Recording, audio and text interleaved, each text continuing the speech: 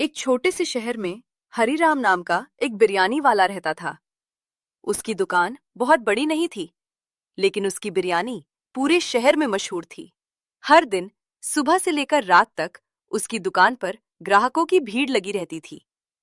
लेकिन लोग सिर्फ बिरयानी खाने नहीं आते थे, लोग हरिराम के व्यवहार की वजह से भी आते थे। हरिराम भाई, एक प्लेट बिरयानी देना। अभी लाया भाई साहब, पहले आप बैठिए, आराम से खाना खाइए। आपकी बिरयानी जितनी स्वादिष्ट है, आपका व्यवहार उससे भी अच्छा है। व्यापार में स्वाद से ज्यादा जरूरी सम्मान होता है। हरिराम के दो बेटे थे। बड़े बेटे का नाम था विजय और छोटे बेटे का नाम था सोनू। विजय अपने पिता की तरह मेहनती और शांत स्वभाव का था, लेकिन सोनू बहुत गुस्सैल और लालची था।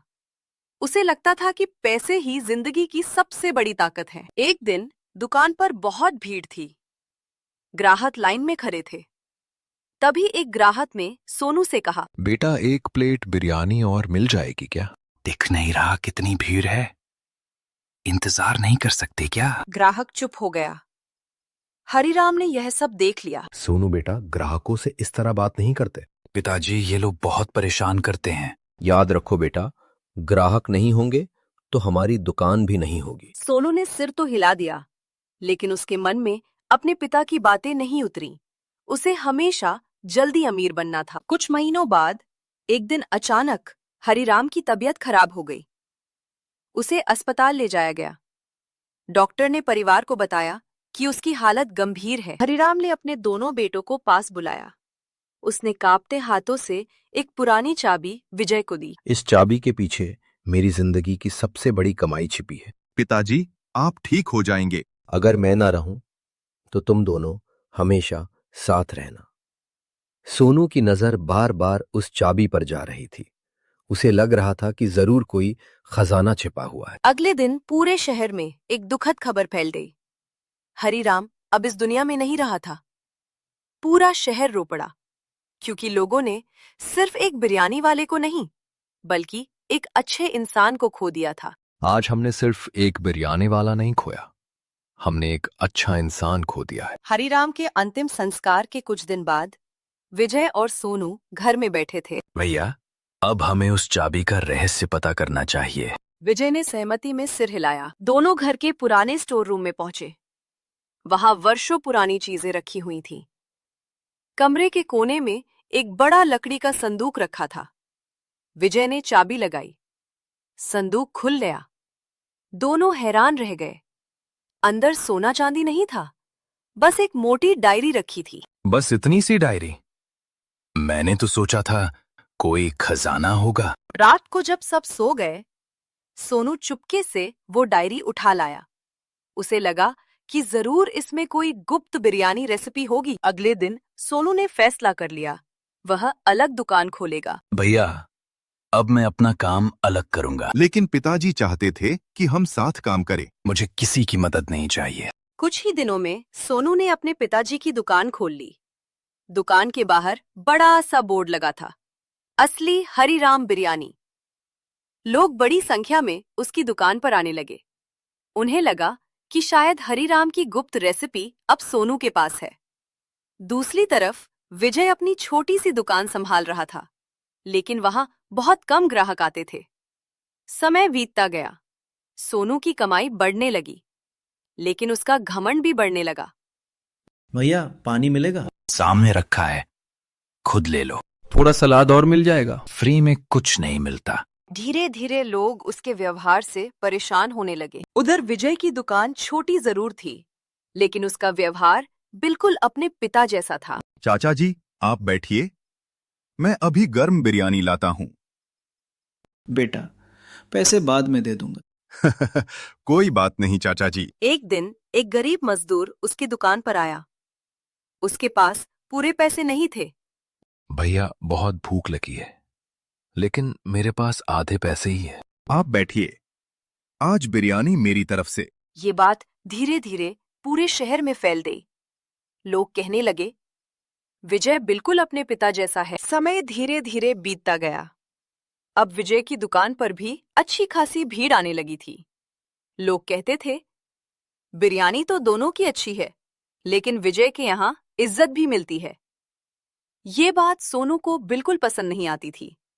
उसे लगता था कि विजय उसके ग्राहकों को छीन रहा है।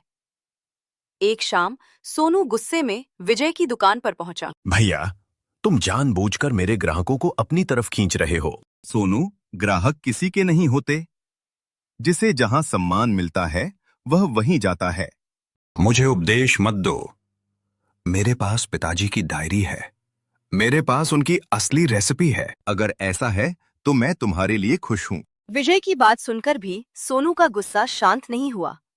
वो पैर पटकता हुआ वहां से चला गया। एक दिन दोपहर के समय एक अमीर व्यापारी सोनू की दुकान पर आया। उसका नाम था महेश अग्रवाल।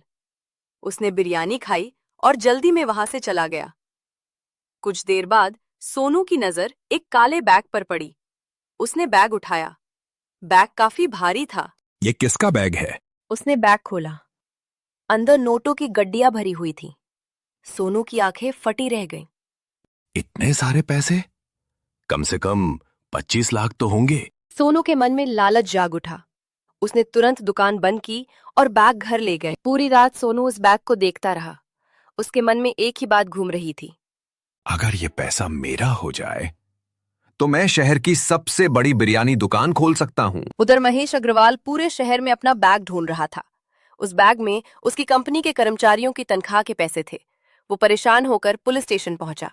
साहब, अगर वो पैसा नहीं मिला तो मेरे कर्मचारियों का बहुत नुकसान होगा। लेकिन बैग का कोई पता नहीं चल रहा था। अगले दिन सोनू डायरी के कुछ पुराने पन्ने पढ़ रहा था। तभी उसे अपने पिता की लिखावट दिखाई दी। डायरी में लिखा था, बेटा, जीवन में कई बार ऐसा मौका आएगा जब गलत रास्ता आसान लगेगा, लेकिन याद रखना, ईमानदारी हमेशा कठिन रास्ते पर चलती है और वही रास्ता मंजिल तक पहुंचाता है। सोनू कुछ देर तक उस पन्ने को देखता रहा। पहली बार उसके मन में अपराध बोध पैदा हुआ।